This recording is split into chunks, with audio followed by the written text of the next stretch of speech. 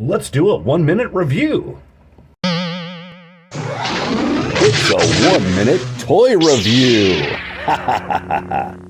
This up for at Ross for $6, and let's open her up.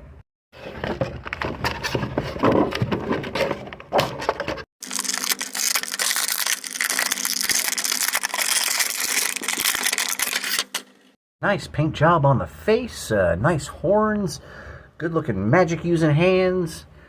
Yeah, decent paint job, pretty nice looking figure. 2 fists. Has shoulder swivel, single jointed elbows, nice hands. Yeah, got the thigh cut.